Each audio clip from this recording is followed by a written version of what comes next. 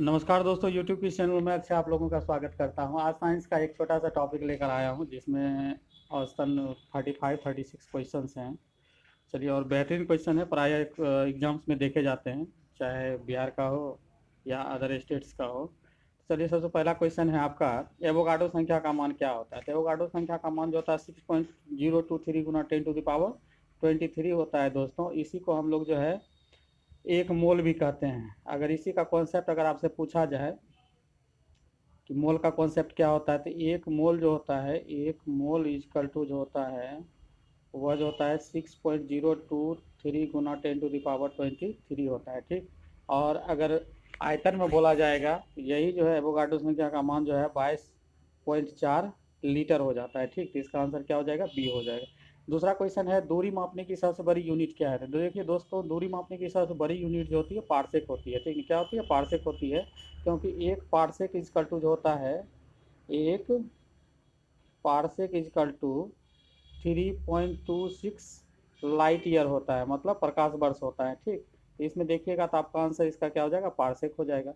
Next question हम लोग देखते हैं, क्वेश्चन नंबर तीसरा। क्वेश्चन नंबर तीसरा क्या कह रहा है कि एक प्रकाश वर्ष बराबर कितने होते हैं। तो एक प्रकाश वर्ष बराबर जो होता है वह आपका 9.46 गुना 10⁻15 मीटर होता है। कितना होता है, 9.46 गुना 10⁻15 मीटर होता है।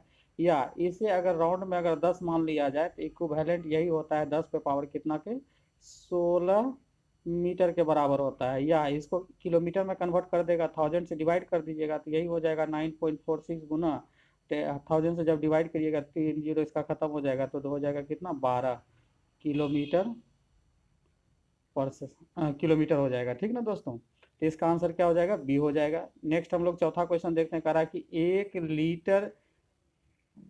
लीटर गैलन के बराबर होता है। तो 1 लीटर गैलन के बराबर जो होता है दोस्तों, ये जो होता है 0.2642 होता है। और ये लीटर जो है ब्रिटेन में चलता है, ये आयतन मापने की एक यूनिट है, ठीक। आगे हम लोग क्वेश्चन चलते, कह रहा है एक फर्मी। तो फर्मी देखिए, फर्मी को एफ से अगर आप लिखते हैं तो एफ होता है फर्मी, और एफ फोर क्या होता है 15 भी होता है। तो इसका मतलब 10 पे पावर माइनस क्या होगा, 15 होगा। एक फर्मी बराबर 10 पे पावर माइनस 15 मीटर होता है। और एक नैनोमीटर बराबर 10 पे पावर कितना होता है, -9 होता है। और अगर एक एंगस्ट्रम पूछा जाएगा तो एक एंगस्ट्रम बराबर 10⁻10 मीटर होता है दोस्तों, ठीक। आगे नेक्स्ट क्वेश्चन हम लोग चलते हैं। छठा कह रहा है कि लॉगरिथम, जो लॉग हम लोग प्रयोग करते हैं, कह रहा लॉग का जो है खोज किसने किया। तो लॉग का खोज जो किया है दोस्तों वह जॉन नेपियर किया। और लॉग का बहुत ही ज़्यादा रोल है, आप जान सकते हैं कि लॉग 10 का मान क्या होता है, 1 होता है। और बेस और पावर अगर दोनों समान हो, log a to the power अगर ए है तो इसका भी मान क्या होता है, 1 होता है। और लॉग आपका 1 का मान क्या होता है, 0 होता है, ठीक। तो चलिए आगे हम लोग चलते हैं क्वेश्चन नंबर 7 में। क्वेश्चन नंबर 7 क्या कह रहा है, क्वांटम सिद्धांत के प्रतिपादक थे। तो क्वांटम सिद्धांत के प्रतिपादक जो थे मैक्स प्लांक थे। कौन थे, मैक्स प्लांक थे, ठीक ना। ये परमाणु संबंधित सिद्धांत हैं। अगला हम क्वेश्चन चलते हैं, वायुमंडल में आर्द्रता मापने के लिए, आर्द्रता मतलब ह्यूमिडिटी मापने के लिए किसका प्रयोग किया जाता है दोस्तों। तो देखिए, ह्यूमिडिटी की जब बात होगी तो हाइग्रो होगा, ठीक ना। क्या होगा, हाइग्रो, मतलब हाइग्रोमीटर से क्या मापा जाता है, ह्यूमिडिटी मापा जाता है। जबकि यहाँ जो पहला नंबर ऑप्शन ए जो है हाइड्रो है, इससे डेंसिटी मापा जाता है। क्या मापा जाता है, डेंसिटी मापा जाता है, डेंसिटी मापा जाता है, ठीक। आगे हम लोग चलते हैं अगला क्वेश्चन पे। क्वेश्चन नंबर 9 क्या कह रहा है कि एक एंगस्ट्रम बराबर कितना होता है। तो एक एंगस्ट्रम बराबर जो होता है 10⁻10 मीटर होता है। और ये जो है दूरी मापने का सबसे न्यूनतम स्टैंडर्ड यूनिट है दोस्तों, ठीक ना। आगे हम लोग चलते हैं, क्वेश्चन करा पृथ्वी की उपग्रह का कक्षीय वेग किस पे निर्भर करता है। तो देखिए, सबसे पहले जान जाइए कक्षीय वेग जो है उसके मास पे डिपेंड नहीं करता है। तो मास अगर आएगा तो उसको काट देना है, ठीक ना। तो इसका मतलब किस पे डिपेंड करता है, रेडियस पे डिपेंड करता है, ठीक। और ना ही हाइट पे काम करता है, वो केवल रेडियस पे डिपेंड करता है। 11 नंबर क्वेश्चन हम लोग चल रहे हैं। 11 नंबर क्वेश्चन आपको क्या कह रहा है, देखिए 11 नंबर में कह रहा है, 11 नंबर में कह रहा है कि घड़ी की चाबी में, तो जो हाथ में हम लोग कलाई पे घड़ी बांधते हैं उसमें कौन सी ऊर्जा संचित रहती है। तो उसमें जो आपको जो है संचित रहती है, स्थितिज ऊर्जा रहती है। क्या रहती है, स्थितिज ऊर्जा रहती है। देखिए 12 नंबर क्वेश्चन में आपको कह रहा है कि किसी पिंड का संवेग जो है 50% बढ़ा दिया जाए तो गतिज ऊर्जा का मान क्या होगा। तो आप एक सूत्र जानते होंगे, m+n प्लस m×n/100 जानते होंगे। इस पे बैठा दीजिए कि 2 डायमेंशन है, चूंकि आप काइनेटिक एनर्जी बराबर पढ़िएगा, काइनेटिक एनर्जी इक्वल टू पढ़िएगा P² /2m होता है, ठीक ना। तो पी स्क्वायर डबल है, इसलिए 2 बार वृद्धि होगी तो हो जाएगा 50 प्लस 50, अब प्लस 50 गुना हो जाएगा कितना, 50 गुना 50 बाई 100, ये डबल जीरो कैंसिल हो जाएगा, इधर 100 हो गया, इधर 25 हो गया, कुल मिला कितनी की वृद्धि हो रही है, 125% की वृद्धि हो रही है। इसका आंसर हो जाएगा सी नंबर। अगला क्वेश्चन हम लोग चलते हैं, करा अनुदैर्ध्य तरंग उत्पन्न की हो सकती है। तो देखिए अनुदैर्ध्य तरंग के लिए हमेशा माध्यम की आवश्यकता होती है, माध्यम हम मेनली ठोस द्रव गैस पढ़ते हैं, तो करा सभी माध्यम, तो इसका आंसर हो जाएगा ए। किस माध्यम में अनुप्रस्थ तरंग उत्पन्न नहीं की जा सकती, देखिए यहाँ पर ऑप्शन गड़बड़ दे दिया है, हवा नहीं होगा, यहाँ पे निर्वात होगा, निर्वात में जो है आपका अनुदैर्ध्य तरंग जो उत्पन्न नहीं किया जा सकता है, तो इसका आंसर क्या होगा, सी होगा। अगला क्वेश्चन हम लोग चलते हैं, अगला क्वेश्चन क्या कह रहा है, कह रहा है प्रतिबल और विकृति का अनुपात क्या होता है। तो प्रतिबल और विकृति का अनुपात जो है प्रत्यास्था गुणांक होता है दोस्तों, ठीक ना, क्या होता है, प्रत्यास्था गुणांक होता है। आगे हम लोग चलते हैं, पनडुब्बी, पनडुब्बी किस सिद्धांत पे कार्य करती है, तो पनडुब्बी जो है आपका आर्किमिडीज के सिद्धांत पे काम करती है, क्योंकि यही जो पलवन का नियम दिए थे, जबकि न्यूटन गति के प्रथम नियम से बल की परिभाषा मिलती है, ठीक। और ऊर्जा संरक्षण का सिद्धांत कहती है ऊर्जा न तो उत्पन्न की जा सकती है ना ही उसका विनाश की जा सकती, केवल एक रूप से दूसरे रूप में उसको परिवर्तित किया जा सकता है, तो इसका फाइनली आंसर क्या हो जाएगा, बी नंबर दोस्तों, ठीक। अगला क्वेश्चन 17 नंबर चल रहा है, समुद्र में तैरना नदी की अपेक्षा आसान होता है। तो देखिए समुद्र में तैरना जो है नदी की अपेक्षा आसान इसलिए होता है क्योंकि समुद्र के पानी का डेंसिटी क्या होता है, ज़्यादा होता है, किससे, नदी के पानी से, ठीक है, इसलिए डी आंसर हो। कभी कभी ये भी क्वेश्चन आता है कि जब नाव से नदी में चलती हुई नाव जब एक समुद्र में जब प्रवेश करती है तो क्या होगी, तो उसकी थोड़ी सी ऊंचाई क्या होती है, बढ़ जाती है, ठीक ना। अगला question 18 number, very very important. 18 number क्या कह रहा है, तरंग अपसरब कही जाती है जब उसकी आवृत्ति होती है। तो देखिए पहले हम आपको बता दें तरंग 3 प्रकार के होते हैं, एक अपसरब होता है, दूसरा श्रव्य होता है, और तीसरा जो है पराश्रव्य होता है,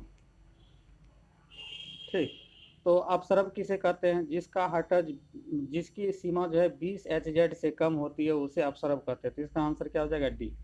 सरब किसे कहते हैं, तो सरब का लिमिटेशन होता है कि वैसी तरंग जिसकी सीमा 20 HZ से 20,000 HZ के बीच हो तो उसे सरब कहा जाता है। और प्रासरब किसे कहते हैं, तो जो 20,000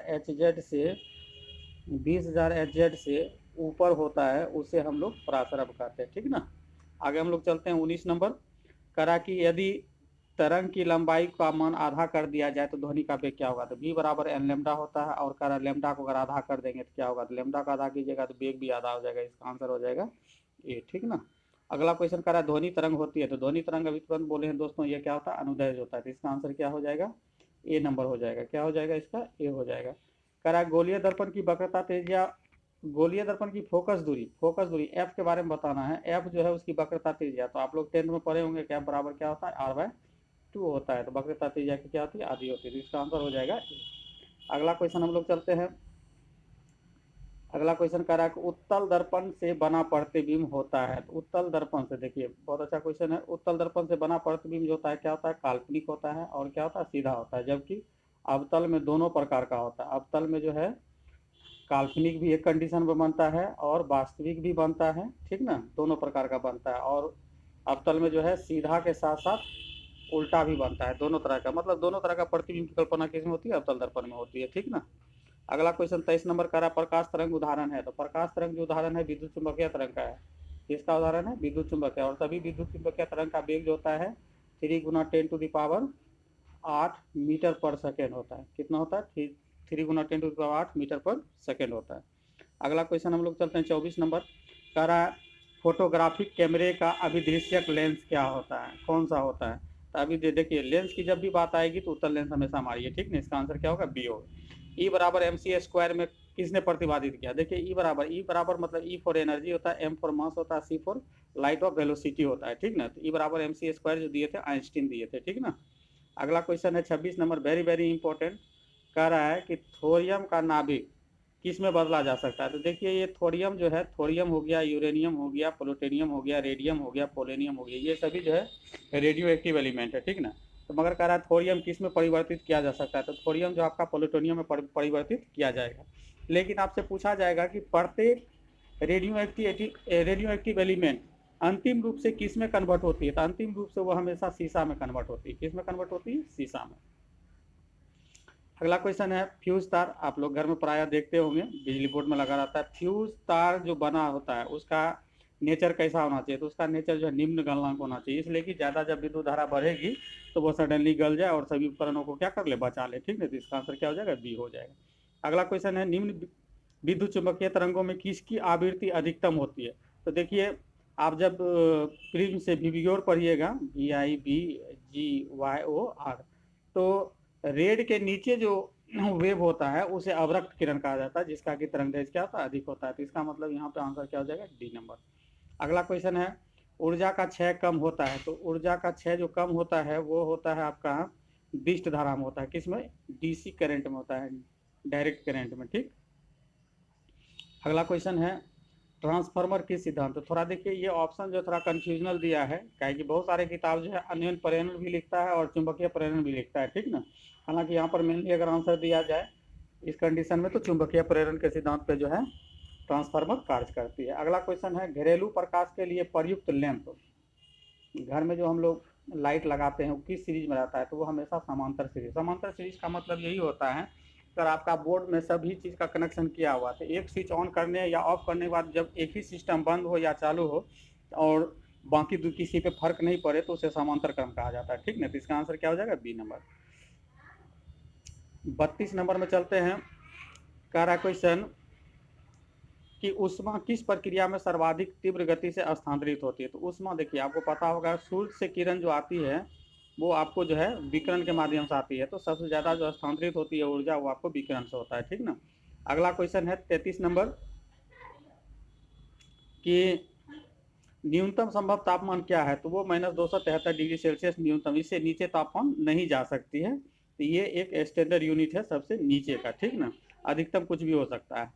यदि वायुमंडल ना होती तो दिन की अवधि पर क्या फर्क पड़ता है? तो दिन की अवधि दोस्तों क्या होता है? घट जाता है। ठीक ना। 35 नंबर करा सूर्य ग्रहण के समय सूर्य का कौन सा भाग दिखाई देता है? तो सूर्य ग्रहण के समय सूर्य का दिखाई देने वाला भाग को क्रीट कहते हैं, जिसे हम लोग हिंदी में कोरोना बोलते हैं। ठीक। और लास्ट क्वेश्चन आपका 36 है। कह रहा है कि सूर्य के प्रकाश का आंतरिक परावर्तन हो सकता है यदि। तो देखिए, आंतरिक परावर्तन होने के लिए आप जब आंतरिक परावर्तन की बात बोलिएगा तो उसमें आप देखिएगा कि आपका हमेशा जो प्रकाश गमन करना चाहिए वो सघन से विरल में जाना चाहिए। किस में जाना चाहिए? विरल में जाना चाहिए। तो सघन से विरल। और आंतरिक परावर्तन, इंटरनल रिफ्लेक्शन की बात हो रही है, जहाँ पे चमकने की भी बात होगी, तो इसमें आंसर क्या हो जाएगी? सी हो जाएगा। क्या कि कांच से जब वायु में जाएगा तो कांच यहाँ पे सघन हो जाएगा और वायु क्या हो जाएगा? विरल हो जाएगा। यहाँ पे बहुत सारे स्टूडेंट कह सकते हैं जल से वायु क्यों नहीं हो सकता है? तो देखिए, आंतरिक परावर्तन में मतलब जब भी टोटल इंटरनल रिफ्लेक्शन होती है तो उसमें कांच की बात आती है, कांच से ही वायु में जाएगा, तो ये क्या कहते हैं? टोटल इंटरनल रिफ्लेक्शन हो सकता है। ठीक ना। तो इसका फाइनली आंसर क्या दीजिएगा? सी नंबर दे दीजिएगा। ठीक। तो दोस्तों आज के टॉपिक में इतना ही, फिर नेक्स्ट टॉपिक लेकर मिलते हैं, तब तक के लिए धन्यवाद।